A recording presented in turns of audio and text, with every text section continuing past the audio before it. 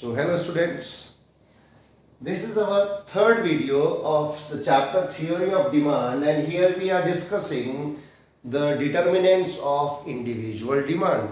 Up till now we had discussed PX and PER. PX price of on price of the good, PR price of related goods. Now we will study the next three determinants or factors that impact the demand of the goods. The third one is Y. Here Y means income. income of consumer. तो अगर consumer की income बढ़ती है तो demand बढ़ती है, मगर हर तरह के गुड्स की नहीं। इसका मतलब हमारे पास यहाँ पर गुड्स जो होंगे दो तरह के होंगे। एक गुड को कहते हैं हम लोग नॉर्मल गुड्स, जिसको सभी खरीदते हैं। ये बहुत अच्छे भी नहीं और बहुत इंफीरियर क्वालिटी के भी नहीं, जिसको आम आदमी खरीदते हैं, ये उसकी बात है। दूसरा होता है इंफीरियर गुड, जो थोड़ी सी खराब क्वालिटी के होते हैं। तो जब हमारी इनकम बढ़ती है तो नॉर्मल गुड्स की डिमांड बढ़ती है, क्योंकि ज्यादा लोग उसको खरीदते हैं। लेकिन अगर इनकम डिक्रीज होती है तो डिमांड भी कम हो जाती है। This situation is in case of normal goods. Now we have second one, inferior goods. Inferior goods are not of much better quality, so when our income rises we will shift to normal goods. हम क्यों खरीदेंगे खराब good, हम अच्छे goods खरीदेंगे जब हमारी income increase हो जाएगी। तो demand of inferior goods fall. In case income falls, demand of inferior goods rises. तो here we can see that the effect of income is positive in normal goods and in inferior goods it is negative. हमेशा income का effect same नहीं होता, वो depend करता है कि goods कौन से हैं। अगर इंफीरियर गुड्स होंगे, अच्छी क्वालिटी के गुड्स नहीं होंगे, तो इनकम बढ़ने से उसकी डिमांड कम हो जाती है, क्योंकि लोग उसको उसकी बजाय नॉर्मल गुड्स की तरफ शिफ्ट कर जाते हैं। लेकिन नॉर्मल गुड्स में जब इनकम बढ़ती है तो उसकी डिमांड बढ़ती है, क्योंकि लोग उसको ज़्यादा कंज्यूम करने लग जाते हैं। तो अगर हम इस बात को, इस डायग्राम को यहाँ पर हम समझ लेते हैं कि अगर इनकम बढ़ती है, अब इसमें क्या है कि प्राइस कोई चेंज नहीं हो रहा है, प्राइस कांस्टेंट है, यानी इसका जो गुड था और उसकी डिमांड ये थी। लेकिन फिर भी अगर हम नॉर्मल गुड्स की बात करें, जब इनकम इंक्रीज करी तो डिमांड इंक्रीज कर गई, और जब इनकम डिक्रीज हुई तो डिमांड डिक्रीज हुई। सो पहले हमने क्वांटिटी खरीद रहे थे हम Q, अब हम क्वांटिटी खरीद रहे हैं Q1, अब हम यहाँ खरीद रहे हैं Q2। तो ये जो नया डायग्राम आया हमारा, ये डायग्राम, ये जो मूवमेंट हुआ, इस मूवमेंट को कहते हैं शिफ्टिंग। इसमें जो नया डायग्राम है ये वाला, ये शो कर रहा है नॉर्मल गुड्स के केस में व्हेन Y rises, और ये वाला डायग्राम, ये वाला डिमांड कर्व शो कर रहा है व्हेन इनकम फॉल्स। और ये डायग्राम किसका है? ये डायग्राम है नॉर्मल गुड्स के केस में। लेकिन अगर हम बात करें इंफीरियर गुड्स के केस में, अगेन पीएक्स कोई चेंज नहीं हो रहा है, उस सामान की खुद की कीमत डिक्रीज हुई नहीं हुई, ना इंक्रीज हुई। पहले उसकी डिमांड यहाँ थी, हम इतनी क्वांटिटी खरीद रहे थे, लेकिन अब ज्यादा खरीदने लगे। ज्यादा कब खरीदेंगे हम? जब इंफीरियर गुड्स के केस में जो हमारी इनकम कम हो जाएगी, when income falls, so demand curve will shift forward. और अगर हम पिछले वाला देखेंगे, ये पहले हमारा डी था, D1, ये D2, ये D3।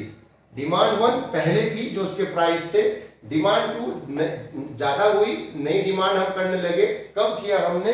जब इनकम हमारी कम हो गई तो इंफीरियर गुड्स में हम ज्यादा खरीदते हैं, और जब हमारी इनकम ज्यादा हो जाती है तो हम कम खरीदते हैं। तो इसमें बैकवर्ड शिफ्टिंग होती है, that means when Y rises।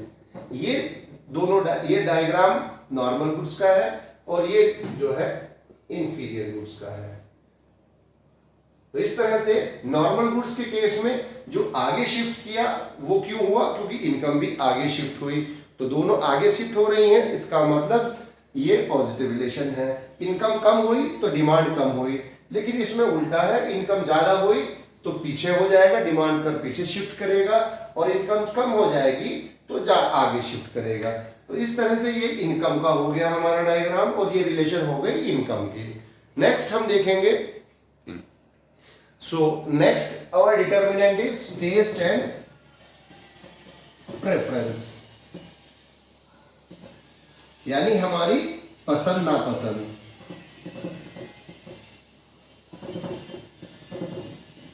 हमारी पसंद या नापसंद किन किन चीजों पर डिपेंड करती है? हमारी लाइक डिसलाइक पर, ट्रेंड्स एंड फैशन आजकल चल क्या रहा है उस पर।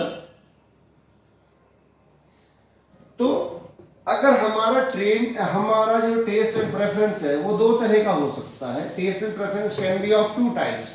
One, it can be favourable for the goods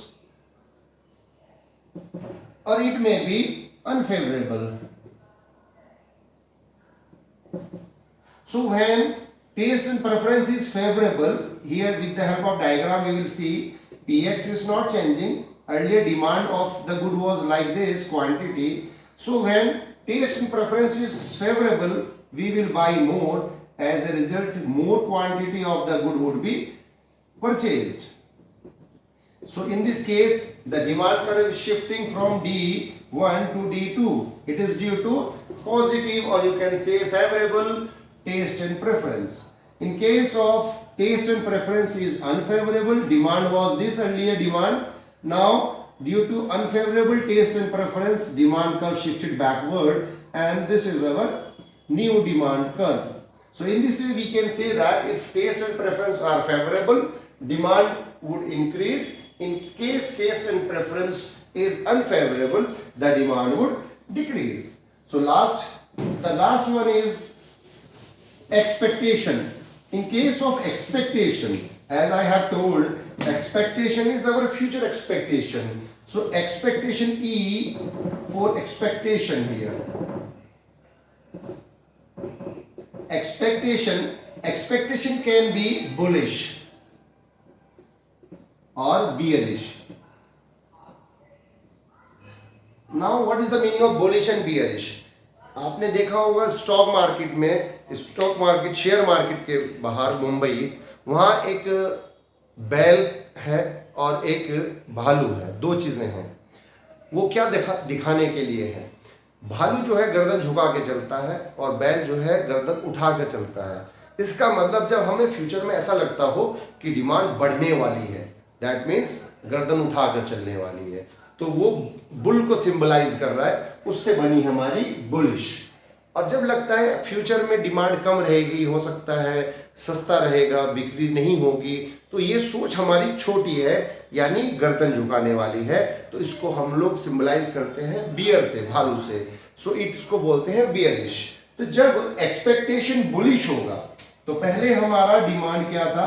px change नहीं हुआ, डिमांड ये थी, क्योंकि हमारा फ्यूचर में लगता है हमें, जैसे हमें लगा कि आने वाले महीने में सोना गोल्ड बहुत बिकेगा, तो हमने आज खरीद के रख लिया। तो जब हमारी फ्यूचर को लेके एक्सपेक्टेशन बुलिश है तो हमने उसको आज ज्यादा खरीदा, तो इससे डिमांड कर्व आगे शिफ्ट हुआ। लेकिन अगर हमें लगता है फ्यूचर को लेकर कि हमारी डिमांड आगे सोना सस्ता होने वाला है और हम कम खरीदेंगे, आगे सस्ता हो जाएगा, तो हम उसका स्टॉक नहीं करेंगे, उसको आज के समय में हम कम खरीदेंगे, तो ऐसे में डिमांड कम आ जाएगी, यानी बैकवर्ड शिफ्ट करेगी। So when our expectation is bullish, demand curve shifts forward, when it is bearish, demand curve shifts backward. So this was all about the individual demand.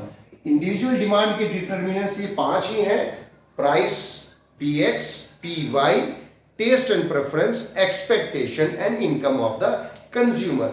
अब दूसरी बात आती है मार्केट डिमांड की। जब हम बड़े लेवल पर बात कर रहे हैं, इंडिविजुअल डिमांड में हम केवल एक इंडिविजुअल के बारे में बात कर रहे थे कि कोई एक इंडिविजुअल किसी चीज को ज्यादा कब खरीदेगा कम कब खरीदेगा। लेकिन जब इकट्ठी बात आती है, मार्केट की बात आती है, उसको कहते हैं हम market demand.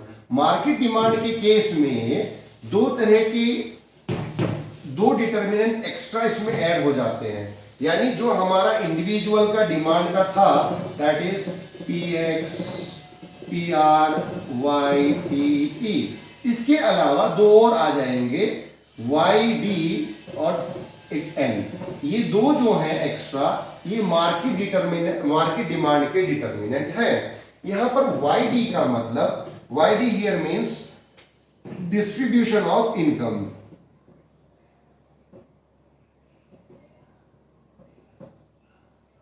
Distribution of income दो तरह से हो सकता है कि डिस्ट्रीब्यूशन ऑफ इनकम या तो इक्वल डिस्ट्रीब्यूशन हुआ हो, दैट मीन्स पुअर को भी मिला और रिच को भी मिला, और या अनइक्वल हो कि जो पुअर है उनकी इनकम नहीं बढ़ी, डिस्ट्रीब्यूशन सही नहीं हुआ और उनको कम मिली और रिच को ज्यादा मिली। अगर अनइक्वल है तो लग्जरियस जो गुड है, यानी जो महंगे हैं, गोल्ड है, प्लेटिनम है, डायमंड है, इनकी डिमांड बढ़ती है। और अगर इक्वल है तो ऐसे में डिमांड ज्यादा बढ़ेगी इस पे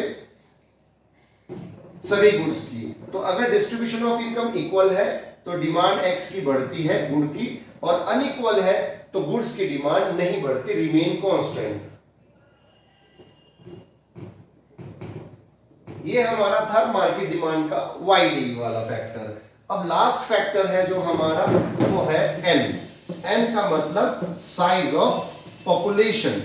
size of population, size of population. यहां पर साइज ऑफ पॉपुलेशन से मतलब है कि किसी एरिया में, समझ लीजिए कि ये एक कॉलोनी है, यहां एक शॉप थी, इसमें यहां पर दो घर थे, तो दो डिमांड कर रहे थे। धीरे धीरे वहां पर बहुत सारे घर आने लगे, इसका मतलब पॉपुलेशन बढ़ने लगी। तो जब पॉपुलेशन बढ़ने लगेगी तो इस दुकान की सेल, बिक्री ज्यादा हो जाएगी। इसका मतलब ये हुआ कि अगर साइज ऑफ पॉपुलेशन राइज करता है तो डिमांड ऑफ एक्स राइज करेगा, और साइज ऑफ पॉपुलेशन फॉल करता है, वहां से लोग जाने लगे, बाहर जाने लगे और यहां कम लोग हो गए, तो ऐसे में डिमांड फॉल करती है। तो ये हमारे हो गए सारे के सारे डिटर्मिनेंट्स इंडिविजुअल डिमांड के और मार्केट डिमांड के। जो हमारी नेक्स्ट वीडियो होगी उसमें हम पढ़ेंगे इन डिमांड कर्व का मूवमेंट, जो थोड़ा बहुत हमने यहां पर भी देखा, जैसे वो शिफ्टिंग वाला, उसको हम लोग नेक्स्ट वीडियो में हम देखेंगे कि डिमांड कर्व कैसे मूव करता है। Thank you.